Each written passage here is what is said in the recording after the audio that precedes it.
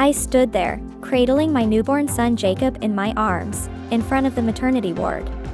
The overcast afternoon sky threatened rain, mirroring the tumultuous weeks I'd just lived through. From Jacob's premature birth to this very moment, my life had been a whirlwind of emotions and challenges.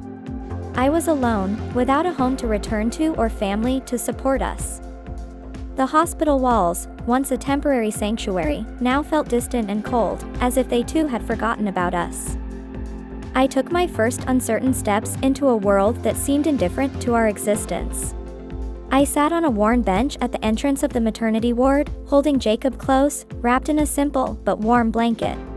My voice trembled as I whispered to him, "What are we going to do, my little one? Where can we go?" I felt a pang of guilt wash over me. "I'm so sorry, I can't give you a safe place to live right now. But I promise, we'll figure this out." Jacob's closed eyes were the only semblance of peace in the chaos my life had become. My shaking voice betrayed the fear and uncertainty I felt, a stark contrast to the calm I was trying to project for my son's sake. Suddenly, a shiny black car pulled up in front of me, interrupting my thoughts. The passenger door opened, and an elegant middle-aged woman stepped out. She approached me, her gaze a mixture of curiosity and sympathy. In a soft yet authoritative voice, she introduced herself as Nancy. She said she couldn't help but notice me and my baby, and asked if we were okay. Her words made me look up, considering whether I could trust this stranger.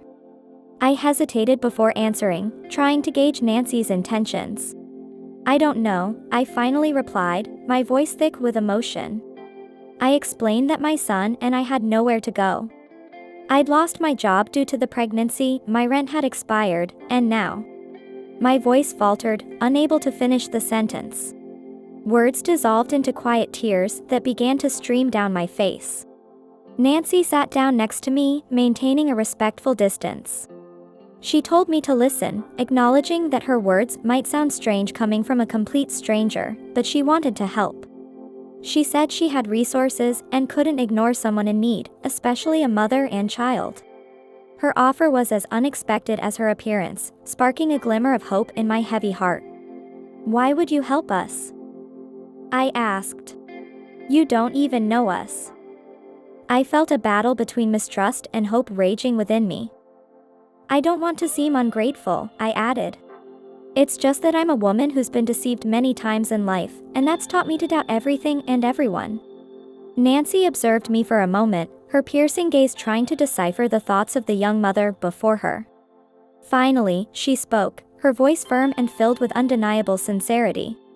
She told me she understood that trusting a stranger wasn't easy, especially in a world that often seemed cruel and indifferent. But then she said something that struck a chord in my heart. She said life had given her more than she needed, and over the years, she'd learned that true wealth lay in the ability to make a difference in people's lives. She offered her car and her spacious home, promising privacy and comfort while I decided my next steps. I listened carefully to Nancy's words, feeling a mix of relief and lingering distrust echoing in my mind. For a long while, I remained silent, gazing at Jacob sleeping peacefully in my arms, blissfully unaware of the worries of the world around him. Finally, I took a deep breath and looked at Nancy with a glimmer of hope. I told her I didn't know how to thank her, admitting honestly that I was scared of the whole situation I was experiencing. But I said if she was sincere, I would accept her help.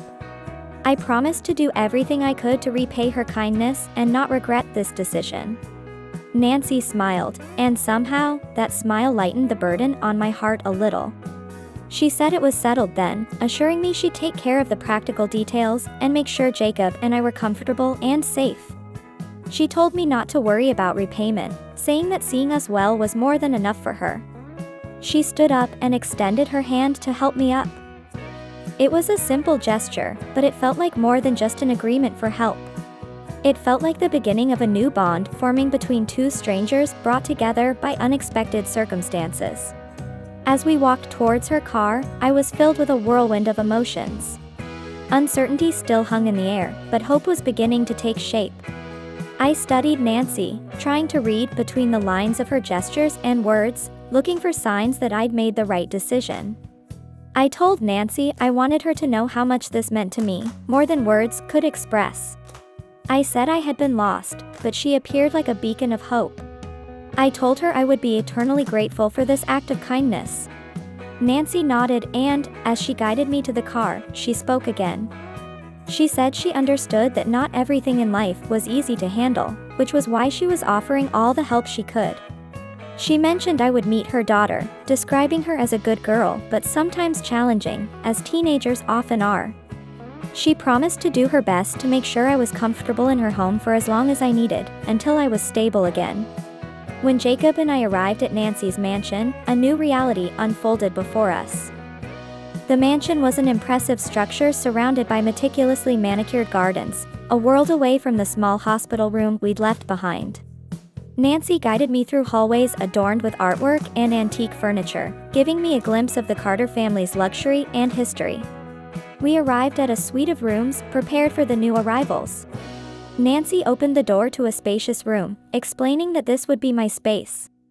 She encouraged me to feel at home and safe there. She mentioned there were clothes in the closet and that she'd arranged something for Jacob too. She told me to let her know if I needed anything, absolutely anything. The room details seemed thoughtfully considered, especially for Jacob. It was a bright blue, with a beautiful crib next to the bed. I was deeply moved by the sight. I told Nancy I had no words to express my gratitude. I said this was beyond anything we could have imagined. I expressed my hope that somehow I could repay this kindness. My voice choked with emotion, and tears began to well up in my eyes. I held Jacob closer, as if protecting him while simultaneously introducing him to the new life that awaited us. As Nancy left with a warm smile, I found myself alone with Jacob, lost in thought. She had insisted I shouldn't think about repayment, saying that helping us was a gift to her too. She encouraged me to rest, reminding me that Jacob and I needed to recover and adjust. She assured me there'd be plenty of time to get to know each other better, and let me know she'd be in the study if I needed her. I spent the next few hours getting acquainted with the room and settling Jacob. I still couldn't believe the turn my life had taken. For the first time in weeks, I allowed myself to relax as Jacob slept peacefully in the crib next to the bed. As I pondered our future, a glimmer of optimism crept into my thoughts. Maybe, just maybe, everything will work out, I mused. This woman didn't seem all that strange, but I couldn't help wondering why someone with so many resources would be looking to help strangers. I was a bit worried about her daughter, but hoped she wouldn't be too difficult. Later that night, as I explored the rest of the house to familiarize myself with my new surroundings, I found Nancy in the library. It was a cozy room filled with old books and comfortable furniture. Nancy looked up from her papers and gestured for me to join her. She invited me to sit down, saying she'd been waiting for me.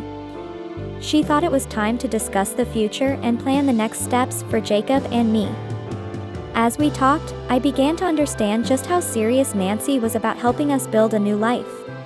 While discussing the details of how we could move forward, I felt a mix of gratitude and responsibility.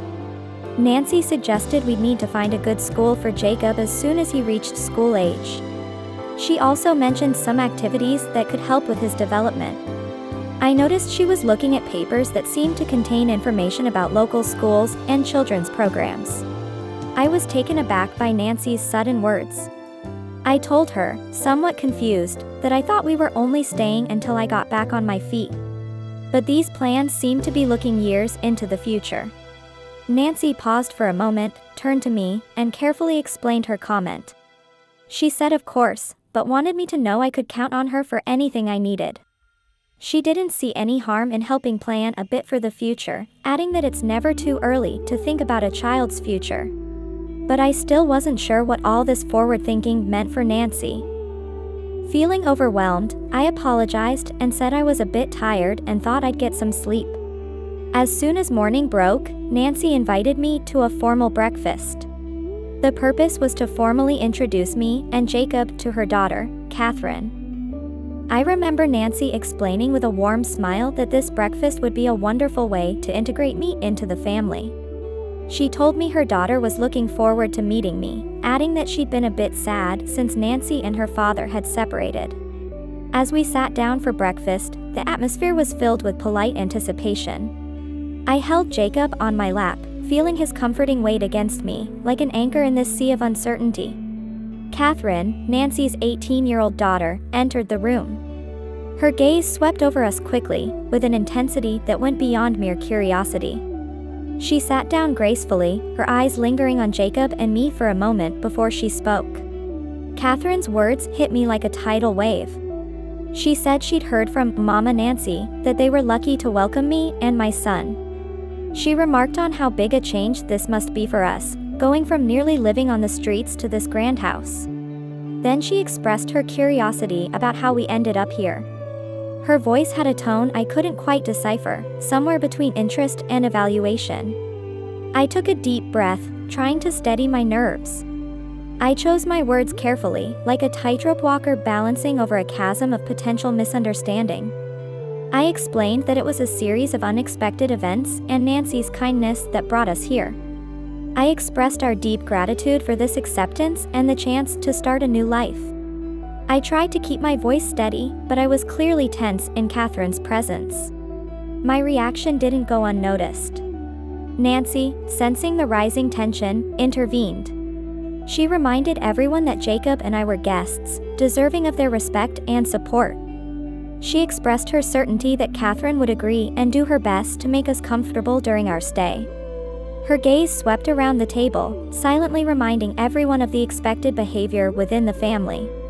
As breakfast continued, after the initial exchange of polite greetings and attempts to create a friendlier atmosphere, the Carters' curiosity about my background became the focus of the conversation. Nancy, sensing an opportunity for me to share my story in my own words, gently encouraged me. She said she'd like to know more about me if I didn't mind. She asked how I came to their town and what challenges I'd faced. She thought understanding my journey better would help her support me in more meaningful ways. I felt a mix of anxiety and gratitude at the opportunity to tell my story. I started hesitantly, but as I continued, I gained more confidence. I explained that my life before coming here had been filled with many difficulties. I told them how Jacob's father had abandoned us when he learned of my pregnancy. I mentioned refusing his offer of money, which he called solving the problem. Since then, I said, I'd been fighting alone. My voice trembled, but my determination to tell the story was clear. Catherine, who had been observing with an unreadable expression, interrupted with a question that carried unexpected weight. She asked about my family, wondering if they couldn't help me. She thought it strange for one person to experience all this alone. Her simple question opened a door to a part of my story I rarely shared. I explained that I'd been an orphan since I was 15. Life in the orphanage taught me to be independent, I said, but it also showed me how difficult it is to trust people you meet in life.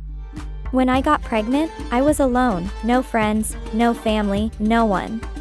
As I spoke, I could see the painful memories reflected in my eyes. Nancy's heart was touched by my honesty and vulnerability, and she placed her hand on mine in a gesture of support. She told me my strength was admirable and that I wasn't alone anymore. She said they were my family now, at least until I got back on my feet, and they'd extend their hands to help Jacob and me. As the conversation continued, I shared more about the unfair treatment I'd faced. I told them about the discrimination at work, the struggle to find safe housing during my pregnancy, the exorbitant rent I had to pay, and eventually losing my job. The Carters listened attentively, and I could see Nancy was already thinking about how to improve Jacob's and my life. One day, as I was walking down the hallway of the mansion, trying to soothe little Jacob, I overheard a conversation coming from Nancy's study. The door was only partially closed, and I could just make out the words from the other side. Nancy was explaining to Catherine the importance of understanding the need to help those in need. Her voice was patient, each syllable seeming to be woven with forbearance. She said their position gave them not just the opportunity, but the obligation to make a difference in people's lives. Catherine's reply was quick, tinged with frustration and worry. She asked about the impact these decisions had on their own lives. She pointed out that each person Nancy brought in changed their world too, like Jacob and me, who were now part of their lives. She worried about the influence our past might have on them, saying they couldn't trust just anyone. Her concern was palpable, almost visible, in the heavy air of the hallway. Nancy's response resonated with years of wisdom and experience with uncomfortable truths. She reminded Catherine that this wasn't what she'd taught her. She said they couldn't call someone a liar without evidence, and unless there was something to indicate Jacob and I were bad, their duty was to support us. As I stood there, still eavesdropping, Nancy's words felt like an embrace of safety and acceptance. Over the next few days, I found myself pondering my options. Every step I took in the mansion reminded me of the secret I was carrying. Then, in a moment of clarity while organizing Jacob's things, I found a forgotten photograph. It looked recent, showing a familiar man posing intimately next to Nancy's daughter. I whispered to myself in disbelief, "That's Brandon, Jacob's father. I can't believe he's dating Catherine." The photo trembled in my hand, the smiling face of the man staring back at me revealing an unexpected connection. Later, in the quiet of the garden as the afternoon shadows lengthened, I found Catherine looking lost in thought. Her face was etched with doubt, and I hesitated for a moment. But the need to tell the truth was stronger than my fear. I started, my voice filled with determination, breaking the silence between us. "Catherine, there's something very important I need to tell you. It's about Jacob and your boyfriend, Brandon." Catherine looked up at me, her face a mix of surprise and wariness. She asked me what I was trying to say and how Brandon was related to this. Her voice was clearly defensive, ready to protect her relationship from what she might consider slander. I took a deep breath, knowing the words I was about to say could irreversibly change the fabric of our lives. "Brandon is Jacob's father," I said, my voice filled with sincerity, trying to break through the wall of distrust Catherine had built. I continued, showing her the photo I'd found, which left no doubt about Brandon's paternity of Jacob. Catherine took the photo almost mechanically, her eyes analyzing every detail as if looking for flaws in my story. She asked how I'd gotten the photo and why I was meddling in her life. The lack of trust colored her words. She wasn't ready to accept this truth without questioning every aspect of it. Faced with Catherine's disbelief, I remained calm, understanding how difficult it must be to accept such a sudden and unexpected reality. I explained that I understood how this must sound, and that I wouldn't have revealed this if I wasn't concerned about her. This wasn't a chance encounter, I told her, but something I thought was part of my past until I discovered how intertwined our past and present were. I tried to express each word with the honesty and seriousness the situation demanded. Catherine, still holding the photo, allowed herself to consider the possibility, despite the pain that began to arise with its acceptance. She finally said she needed time to process this. The resistance in her voice was beginning to give way to unexpected vulnerability. She asked what we were supposed to do if this was true, looking straight at me, searching not just for answers but for a way forward in the face of a revelation that could shatter her world. With Jacob still in my arms, I met Catherine's gaze with a mix of hope and anxiety. I told her I didn't expect anything other than the opportunity to be honest with her and everyone else. I explained that, as I'd said when we first met, Brandon, my son's father and now her boyfriend, hadn't been a good person to me, and I didn't think he was good for her either. The firm tone of my words marked the beginning of an uncertain but necessary chapter in our intertwined life stories. The morning after Megan's shocking revelation, Catherine, still shaken by their garden conversation, had called her boyfriend to meet in the living room of the Carter mansion. What was once a place filled with happy memories now seemed tainted with doubt. Brandon, unaware of the recent turmoil, approached with his usual confidence and charm. He greeted Catherine warmly, noticing her pensive mood and inviting her to share any concerns. Normally, his smile would have been enough to soothe Catherine's heart. Catherine hesitated to confront Brandon without further evidence, deciding to probe the situation first. She asked if he had ever thought about the untold stories of people entering their lives, secrets that could change everything. She watched his reaction carefully. Brandon, with a smile that now seemed false to Catherine, sat beside her and took her hand. With an intimacy that now felt oddly uncomfortable to Catherine, Brandon responded. He questioned why she should care about untold stories, emphasizing that they had the present and would build their future together. He argued that someone else's past, especially a virtual stranger's, shouldn't be their burden. Brandon's voice was soft, attempting to dispel Catherine's worries. However, his words, meant to comfort, only amplified her doubts.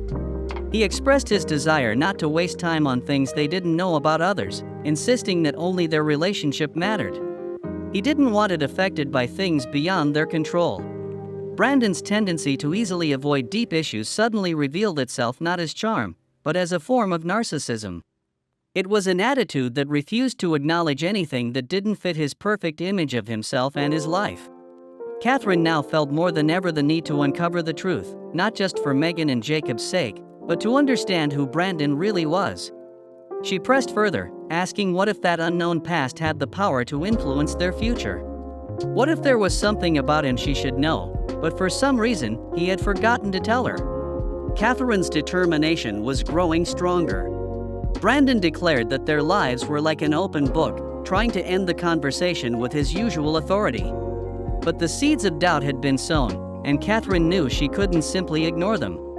Her conversation with Megan had cracked Brandon's perfect facade, revealing the possibility of a secret abyss behind his confident smile. Catherine withdrew her hand from his and stood up with new resolve. She suggested that perhaps it was time to read between the lines of that open book. Her voice was firm, indicating a decisive change in her attitude. Brandon, realizing the seriousness of the situation, tried to stop her, but Catherine walked away, determined to find answers on her own. After the tense encounter with Brandon, Catherine decided to seek the truth on her own. Her decision led her directly to Nancy's office. The morning was still cool, with last night's secrets seemingly lingering in the air, waiting to be discovered. Catherine quietly knocked on the door, her heart full of questions that needed answers. Nancy, sitting at a desk filled with mementos and papers from a life dedicated to family and business, looked up and immediately noticed the seriousness on Catherine's face. She asked Catherine what was wrong, her voice filled with motherly concern. Catherine took a deep breath and closed the door before sitting in front of Nancy. She hesitantly began to explain that it was about Brandon, and that Megan had told her something she didn't know how to handle. The urgency in her voice was undeniable. Nancy's expression quickly became guarded, and she encouraged Catherine to continue. Catherine then shared Megan's confession, each word heavy with suspicion not only about Jacob's paternity but also about the true nature of the man she had planned to spend her life with. Nancy listened carefully, her face reflecting a complex mix of emotions, surprise, worry, and growing determination. She told Catherine that this was very serious, and if what Megan was saying was true, they needed to act carefully but decisively. Nancy said she would talk to Brandon, as they needed to understand the full scope of the situation. Her voice was firm, but Catherine could see the concern in her eyes. It was clear that the impact of the situation went far beyond family dynamics. It touched on the essence of being honest and responsible for one's actions. Nancy's resolve to confront the situation gave Catherine the strength she needed. Catherine asserted that they needed to know the truth, no matter how difficult it might be. She couldn't simply ignore what Megan had told her. Her decision reflected a maturity forced by the circumstances. Nancy nodded, understanding the importance of facing the truth, no matter how uncomfortable it might be. She declared that they would face this together, as truth must always be the foundation of their family. A bond of solidarity formed between mother and daughter. As the afternoon progressed, I could feel the tension in the Carter mansion, thick enough to cut with a knife. A new confrontation with Brandon was about to unfold. Nancy had asked me to observe the situation from the adjacent room, while she and Catherine waited in the living room, united in their quiet resolve. This space, once the stage for countless family celebrations, was now set for a defining moment. When Brandon entered the room, I noticed his usually confident posture falter slightly in the face of the heavy atmosphere that greeted him. He asked Nancy and Catherine what was going on, trying to understand the reason for this solemn gathering. Nancy took charge with the patriarchal authority that had always characterized her family leadership. I heard her tell Brandon that they needed to discuss a serious accusation that had come to their attention. Her voice carried a gravity that I imagined Brandon had rarely witnessed. Brandon must have realized the seriousness of the situation because he sat down facing the two women. He asked what they were talking about and what kind of accusation it was. I could hear the defensive attitude forming in his words, a narcissistic tone attempting to deflect the conversation's focus. Then Catherine spoke up, her voice clearly filled with determination. She told Brandon it was about me and Jacob, that I had told them something. She said if it was true, everything between them would change. I heard her continue, asking Brandon to look her in the eye and tell her it wasn't true that he was Jacob's father. Her request was a mix of hope and fear. Brandon hesitated in the face of this direct accusation. Even from the other room, I could sense his expression wavering between surprise and guilt. His silence was enough to confirm Catherine and Nancy's suspicions. Nancy demanded to know how this could have happened, how he could have hidden something so fundamental from all of them. The disappointment in her voice was more painful than anger. Brandon's confession came then. At first reluctantly, but as the words began to flow, the truth was revealed. He talked about his brief relationship with me, a chapter of his life he had chosen to forget, convinced he could leave it behind without consequences. I heard him try to defend himself, saying he didn't know about Jacob, that I had never told him I was pregnant. His voice was a mixture of regret and desperation, clinging to what little self-image he had left in front of the family. As I listened from the other room, my heart raced. The truth was finally coming out, and I felt a mix of relief and anxiety about what this would mean for all of us. After Brandon's tense confession, a heavy silence fell over the living room of the Carter mansion. I could sense that each family member was lost in their own thoughts and intense emotions. In that crucial moment, I decided to enter the room with Jacob in my arms. My presence immediately changed the dynamics of the conversation. I had heard enough from the hallway to understand that the truth about Jacob was now out in the open. My determination to protect my son and clarify my position was evident. Catherine's surprise at seeing me there was palpable, but I could tell she recognized the importance of my participation in this discussion. I told her I thought it was time for me to speak. My voice was firm, but I couldn't hide the vulnerability I felt. I addressed everyone, but my eyes were fixed on Brandon. I began by saying that I hadn't come to bring pain or discord. I explained that when I met Brandon, I was a very different person, and I had thought he was someone I could trust. My candid honesty cut through the silence. I watched as Brandon seemed to shrink under the weight of my gaze, faced with the son we shared. He could barely muster an apology, his voice barely above a whisper. I told him that apologies couldn't change the past, but we were here now for Jacob's sake. I stressed that Jacob deserved to know the truth about where he came from and to have a family that loved him, regardless of how that family was formed. My advocacy for my son seemed to resonate with everyone present. Nancy, moved by my courage and dignity, intervened. She agreed with what I had said, acknowledging that regardless of the circumstances that had brought us here, we all had a responsibility. She emphasized that Jacob was innocent in all of this and deserved all our love and support. As I observed the interaction between the mother, myself, and Brandon, I could see Catherine grappling with a mix of complex emotions. Brandon's betrayal clearly hurt her deeply, but Jacob's presence, this innocent being who had unexpectedly bound us all together, seemed to bring a glimmer of hope. Catherine's words to me were filled with uncertainty, but also with a commitment to support Jacob as a part of their family. As the conversation progressed, I could sense a clear shift forming, marking a new chapter in the complex network of relationships within the Carter mansion. After hearing Brandon's confession and my words, I could see that Catherine felt torn between the pain of betrayal and the responsibility that now rested on her shoulders. I knew she had difficult decisions to make, decisions that would define all our futures, especially little Jacob's. At that moment, Catherine spoke with a voice filled with unwavering determination. I listened as she told Brandon that she had heard what he said and had seen my efforts to protect Jacob above all else. She declared that because of this, she needed Brandon to do something for them. I noticed Brandon lean forward, preparing to hear her words, as he realized the seriousness in Catherine's gaze. Then, with words that seemed to carry the weight of painful decision-making, Catherine asked Brandon to leave their lives forever. Her voice held a clarity that showed she knew this was the best path forward.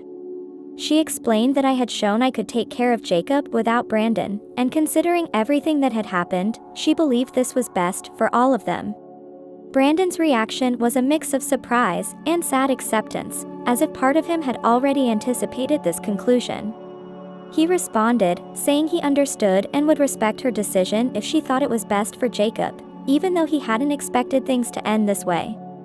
The resignation in his voice indicated his acceptance of the reality Catherine had presented.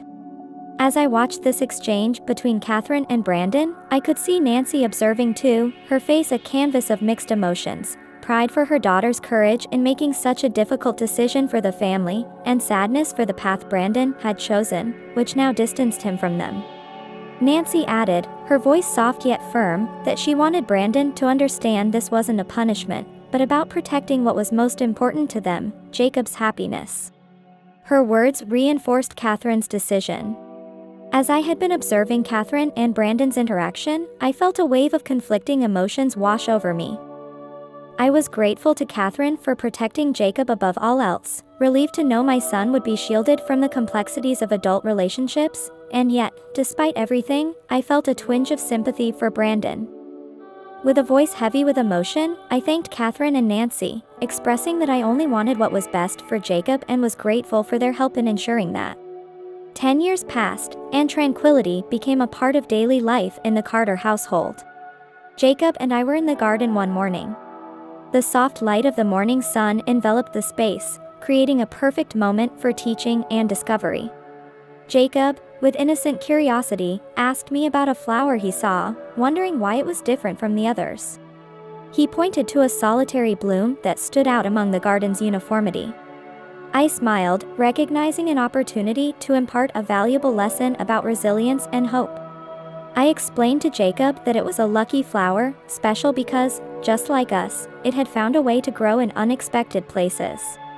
As I spoke, I emphasized how we had found our place in the Carter mansion against all expectations. As we talked, Catherine joined us, carrying a storybook. As Catherine joined us, she suggested we read something together, proposing The Adventures of the Little Explorer. I watched her smile widen at Jacob's enthusiasm. We settled under the shade of an old tree, and as Catherine read, our voices mingled with the sounds of nature, creating a moment of unity and learning. Catherine told Jacob that each story teaches us something new, just like every day in this mansion. She glanced at me, silently acknowledging the new harmony we'd found. I noticed Nancy observing us from the window, and I could sense a wave of gratitude and contentment washing over her. Later, as we shared lunch, Nancy expressed her feelings. Her words were filled with emotion as she said that seeing the three of us together, finding simple joys in life, made her believe we'd done something right. She told us this house had been more than just a home for us, it had been a sanctuary for new beginnings. I was deeply moved and responded to Nancy, telling her that she'd given us more than just a house. She'd given us a family and a sense of belonging. I struggled to find words to express our gratitude. As the afternoon wore on, Catherine and I spent time planning a small renovation for the garden. It was our way of contributing to the beauty of the mansion that had welcomed us. I suggested adding more lucky flowers along the path, feeling excited about the idea of leaving our mark on the estate. I told them it would be a beautiful reminder of the journey we'd taken to get here. Catherine agreed, saying it was a wonderful idea. She added that watching those flowers bloom, year after year, would be a way of telling our story through the seasons. The day ended with all of us gathered in the living room, sharing stories and planning for the future. Our conversation flowed freely, each of us expressing our dreams and hopes, weaving a tapestry of shared desires. As I held Jacob's hand and looked at Catherine and Nancy with eyes full of determination and love, I told them that we'd been through so much together and that there was still much ahead of us. But I felt that with them by my side, I could face anything. It was a moment of deep connection, a silent promise to support each other and walk into the future together, no matter what challenges we might face. In the midst of this lovely family moment, I decided to ask Nancy something that had been on my mind for a long time. Nancy began to speak slowly, and I listened intently, eager to hear what she had to say. She revealed that her life hadn't always been blessed with success and wealth. In fact, when she was young, she'd found herself in a situation very similar to mine. Nancy told me that in her 20s, she'd faced an unexpected pregnancy and, without support from her family, ended up on the streets. I could almost picture her on a cold winter's night, clutching her baby, lost and unsure where to go. It was as if I was looking into a mirror of my own past. Nancy's story took an unexpected turn when she mentioned a kind elderly woman who had come to her rescue. This stranger had taken Nancy and her baby into her home, caring for them for several months until they could stand on their own feet. As I listened, I felt a lump form in my throat, realizing how this experience had profoundly changed Nancy's life. She went on to describe how she had worked tirelessly after that, nurturing her business talents and eventually finding success. But throughout it all, she said, the image of that elderly woman who had helped her remained constant in her heart. Nancy confessed that she had always harbored a strong desire to help someone in the same way someday. When she described seeing Jacob and me in front of the maternity ward that day, I felt a shiver run down my spine. She said she had seen her past self reflected in us. Nancy's voice grew stronger as she spoke of her decision at that moment, that the time had come to repay the kindness she had once received. She had chosen to extend her hand to us, to welcome us into her home. I was deeply moved as I realized this wasn't just an act of charity. For Nancy, it was a way of completing the circle of her life. She had found meaning in her life by becoming the giver of the same kindness she had once received. As I absorbed Nancy's words, I felt a profound sense of the chain of human kindness. One kind act, decades later, had saved another life. And now, that chain was continuing into the next generation. Our peaceful family lunch was suddenly interrupted when Nancy, the matriarch of the Carter family, put her hand to her chest. I watched in horror as her expression of joy rapidly changed to one of discomfort. Jacob, ever observant, noticed the immediate change and asked with obvious worry in his young voice if Grandma was feeling unwell. The innocence of his question reflected the surprise and concern we all felt around the table. I sprang into action, moving closer to Nancy and offering my shoulder for support. I asked her where it hurt and offered to help her to the sofa, trying to hide the worry in my voice to avoid frightening Jacob further.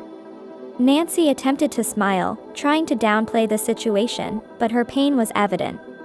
She replied that she'd be fine with a little rest, that it was nothing. But her weak voice betrayed her condition. I noticed Catherine realizing the situation was more serious than Nancy wanted to admit. With trembling hands but a steady voice, she reached for the phone. She insisted on calling an ambulance, saying it was better to be safe than sorry and that Nancy needed to see a doctor. As Catherine dialed the emergency number, I tried to distract Jacob from the tension filling the room. I kept him close, talking about the flowers we'd plant together when Grandma felt better. When the paramedics arrived, the sound of professional footsteps and quick movements echoed through the house. After stabilizing Nancy and preparing her for transport, one of them told us they'd take care of her and asked us to follow them to the hospital. Jacob, holding my hand tightly, looked up at me with eyes full of big tears, trying to understand what was happening. He asked me, in a small voice mixed with fear and hope, if Grandma would be okay. I answered that she would be, assuring him that the doctors would take very good care of Grandma. But my heart was gripped with the same worry I was trying to hide from him. At the hospital, Catherine and I sat side by side in the hallway, waiting for news. A heavy silence hung between us, each of us lost in our own thoughts and fears. Catherine finally broke the silence, her voice low and trembling, saying Nancy had to be okay. I responded, putting my arm around her shoulders for comfort, that she would be.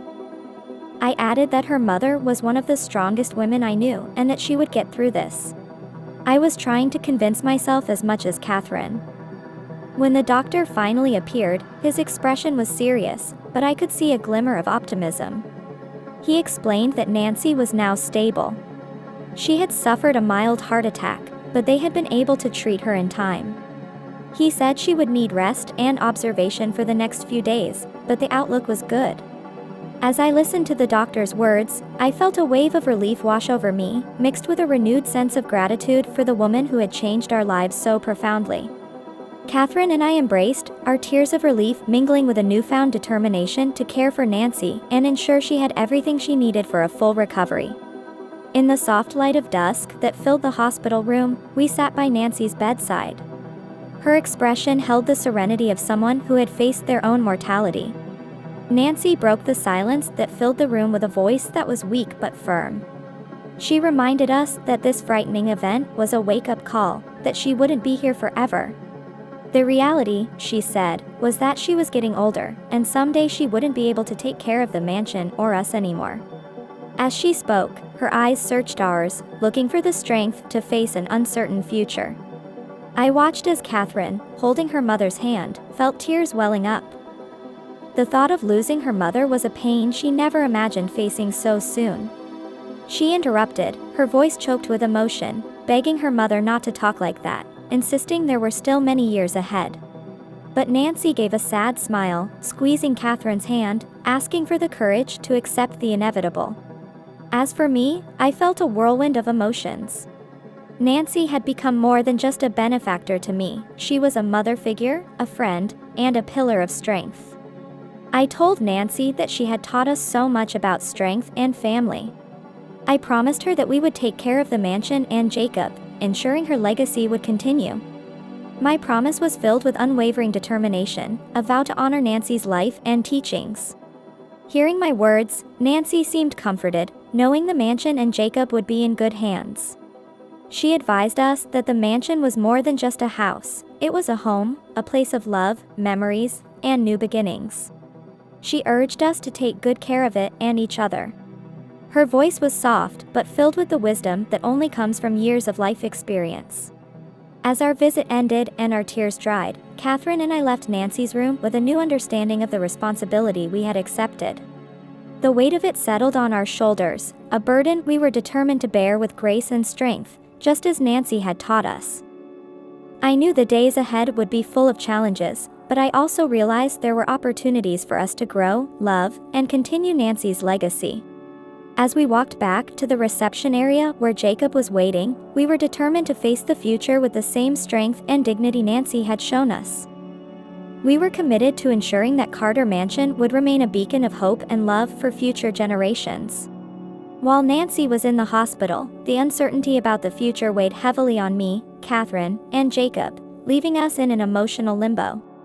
We gathered regularly in the garden of Carter Mansion, a place Nancy loved and where we felt her presence most strongly. As we waited for her recovery, we discussed our next steps. Despite his young age, Jacob felt his grandmother's absence keenly and contributed to our plans in his own way. He suggested making a bigger garden for Grandma and planting lots of flowers, saying he thought she'd be happy when she came back.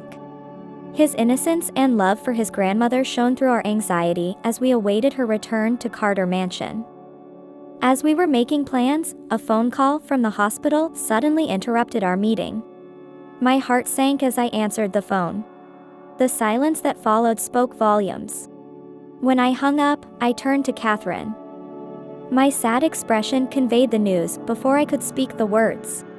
I told her that her mother had passed away, my voice barely above a whisper. The words cut through the air like a knife. The news of Nancy's passing descended upon us like a veil of sorrow, but there was also a sense of resolve. Through his tears, young Jacob sought comfort from me and Catherine, overwhelmed by a sadness he had never experienced in his short life. He said he couldn't believe Grandma was gone like this and that she wouldn't be able to see the garden he was planning to make for her.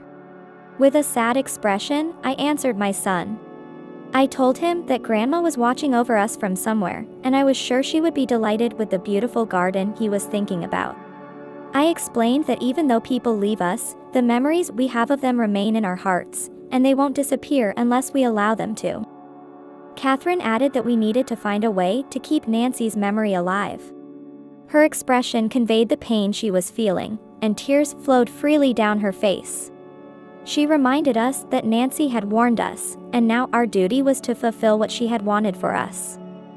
Catherine vowed to work hard for this place and her mother Nancy's legacy.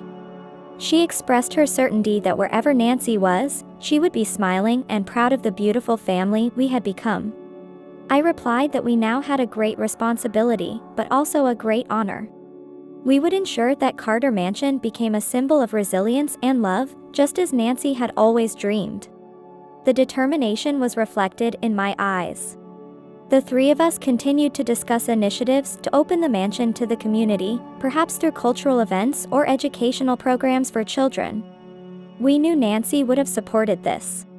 Catherine suggested that when she was little, Nancy always said we should share our good fortune with others. She was excited about the idea of turning our loss into something positive and lasting, saying it could be a beautiful way to show how much we'd learned from Nancy on this journey. As weeks passed since Nancy's departure, Jacob, Catherine, and I found comfort in the daily routines of Carter Mansion. Every corner of the mansion was filled with memories of our matriarch. Together, we began to implement the plans we had outlined in the garden. We were transforming the mansion into a beacon of culture and learning for the community. The first event honoring Nancy, a local art exhibition, was a great success. It brought new life to the quiet hallways of the mansion and, most importantly, united the community in the way Nancy had always dreamed. Jacob, now grown and with a better understanding of Nancy's legacy, took on the responsibility of tending to the garden. He particularly cared for the lucky flower bed, which had become a symbol of hope and renewal for everyone at the mansion. He would often say, "Look, Mom. It's grown so much. How Grandma would have loved to see this." His enthusiasm and dedication reflected the love and values Nancy had instilled in him. Catherine, meanwhile, found purpose in the mansion beyond just a home. She continued to expand community programs, each reflecting an aspect of Nancy's personality and interests. She shared with me that we were keeping her mother's essence alive, turning our loss into something beautiful for others. Her voice was filled with pride and gratitude for the opportunity to continue Nancy's legacy of love and generosity. The story of Carter Mansion, characterized by loss, healing, and new beginnings, became a source of inspiration for all who knew it. Catherine, Jacob, and I, bound by our love and memories of Nancy, showed that it's possible to find light even in the darkest moments. The mansion, once a symbol of status and isolation, had transformed into a center of unity and growth. It became a testament to the power of love, resilience, and community transformation. And so, Nancy and her family's story continued, not just within the walls of Carter Mansion, but as an enduring legacy of hope and renewal in the hearts of all those touched by her generosity. Did you enjoy this incredible story of overcoming adversity? Please like the video and leave your thoughts in the comments. Your support helps us continue to publish videos almost daily. We'll see you in the next inspiring story.